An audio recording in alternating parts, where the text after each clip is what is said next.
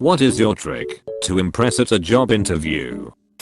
Well, not necessarily a trick. It's good to learn that not all of those awkward silences need to be filled by your rambling. When asked open-ended questions, answer concisely and honestly, and then shut up. This works in all facets of life. Let other people fill the silence. Hell, even if I think my girlfriend is holding back something, I'll say what's wrong, and maybe she says IDK, then just wait, and it comes out.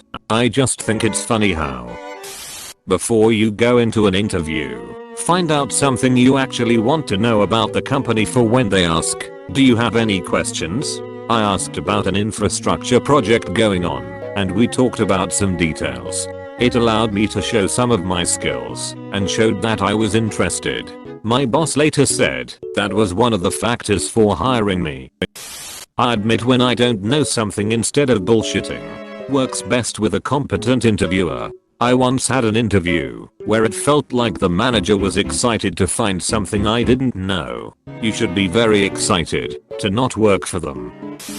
Do your research and bring questions, and I don't just mean generic bullshit like why do you like working here, etc. Questions that are specific to this company. I googled the president of the company, found out that he liked college football, and went to Texas Tech. Where did you go to school? Texas Tech. The Red Raiders. That was a tough loss on Saturday. I do not care about college football in the slightest, and would have never known their mascot. That's great. I talked football with our EVP, but he got me confused with someone else who likes hockey too, and I played along at first. I had to follow along this last playoff season to see how his team did, because he'd come up and say don't even say anything. I know. Like I had any clue what was going on. Is there anything that you think may hold me back in this position? Easy way for you to rebut any issues they might have about X topic had you not asked otherwise. Plus no one will ask that question because they are too scared to hear negative feedback. I came here to say this. I worded mine a bit differently. Is there anything about my resume or interview that concerns you that I could further clarify? I got my job with that question. The interviewer said it was a very confident request and something he'd never heard before. I drove away from that interview feeling like $1,000,000, knowing I had it in the bag. I pretend to be happy and sober and nice and sociable. It actually got me a temporary job, and now I have to keep the facade up for the rest of the summer. They are even threatening to give me steady employment. I don't know how long I can do this. I don't even know if I'm even pretending anymore. PLS, send help. What movie do you consider perfect? Catch Me If You Can. Literally the smoothest MF to ever live. That movie was wild. The fact that it's true, just makes it legendary. The first Blues Brothers. It's 106 miles to Chicago. We have a full tank of gas, half a pack of cigarettes. It's dark and we're wearing sunglasses. Hit it. One of the best exchanges of dialogue in film happens early in the movie. And X200B. Elwood, shit. Jake, what? Elwood, rollers.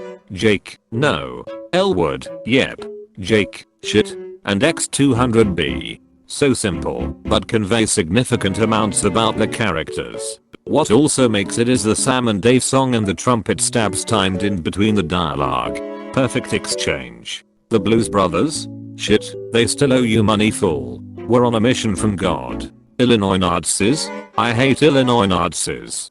Carrot. Back when this line was a joke, rather than a political statement. Orange whip. Orange whip. What do you own an absurd number of? Socks. New socks are just far too amazing and cheap not to buy regularly.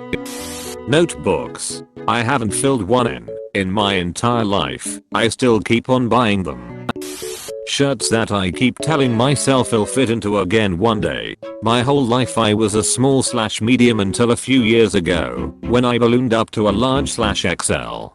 The weight is slowly coming off me, but good lord are they motivators. I refuse to buy any bigger clothes. Dice. I bought one set, then immediately ordered more online. I have hundreds now. I have a serious problem. Please send help. No. You'll just start collecting help instead. I have a bag of dice I have collected over the years and I don't know why, but I will never let them go. They are happy in their 1985 Crown Royal bag. Bone, wood, plastic, brass, all sides as well. 4, 6, 8, 10, 12, 20. If I ever want to host a block Yahtzee party, I'm set. Cables, USB, audio, RCA, optic, power, HDMI, DVI, VGA, you name it. Got a large plastic bin just waiting for the day one will be needed. PS, they never are. Same. I'm always like, you never know, when you need a 506 to VGA adapter. You're the hero modern offices need. The new laptops with like one USB-C connector and no other inputs means everyone is constantly stealing each other's dongles, replacing broken ones, figuring out how to connect to a projector that uses, and so forth. Magic cards. I spent way too much money on them when I was younger and have a couple thousand. You should dig through it and see if there's any hidden gems. A lot of old cards are worth obscene amounts of money. Do you remember any specific cards / sets that you have? People of Reddit who have met a celebrity, which one? And how was the experience? I met Dave Chappelle a few years ago. Got to talk to him for about 20 minutes. He was really down to earth and just naturally funny and enjoyable to speak with. If HBO's Chernobyl was a series with a new disaster every season, what event would you like to see covered? Triangle Shirtwaist Fire in 1911. Craig Mazin's Twitter was inundated for a while with Indians asking him to do a series on Bhopal. For those interested in Bhopal, the Yes Men pulled a pretty amazing prank to call attention to the issue by going on the news imitating Dow Chemical and promising that they would finally pay for the disaster. Their stock dropped quite a bit, and Dow Chemical had to go on the news and explain, "Oh no, we are not paying for the Bhopal disaster." Bhopal makes sense. Huge number of casualties, disaster caused by denial and ineptitude, and audiences haven't already seen the subject get much coverage. I'll be honest, I didn't even know of this disaster until I looked it up, seeing this thread. Perfect candidate. It is a great candidate. Horrific disaster. Incompetence. Company got off relatively scot-free. Poor and underrepresented impacted. Bhopal. It injured a lot of people and the series of mistakes that caused it to occur is insane. And X200B. Edit. This was a chemical leak that killed 2,500 people in the immediate aftermath and thousands more long term. 558,125 injuries were recorded due to it. I agree. I feel like this disaster is really glossed over by people and not thought for being as terrible as it was. Also, people for the most part have barely even heard of it. Halifax explosion.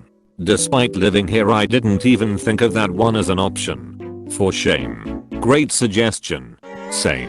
Didn't even consider it. At least we named a music festival about it.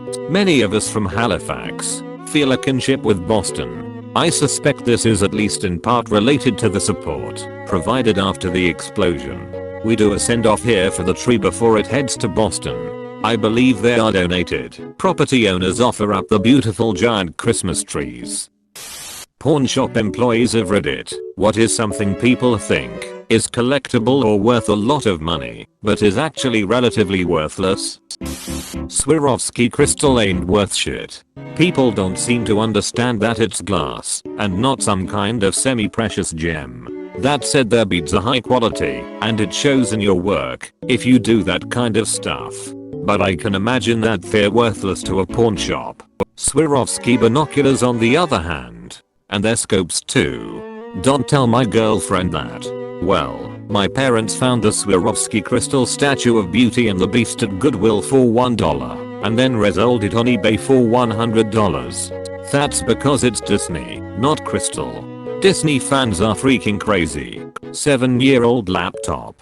ISITWORTHSE lines in GONEBAY. Yeah. You'll get $30 for it, have to box it up, and pay for shipping, and then eBay will take another 10% commission on top of that.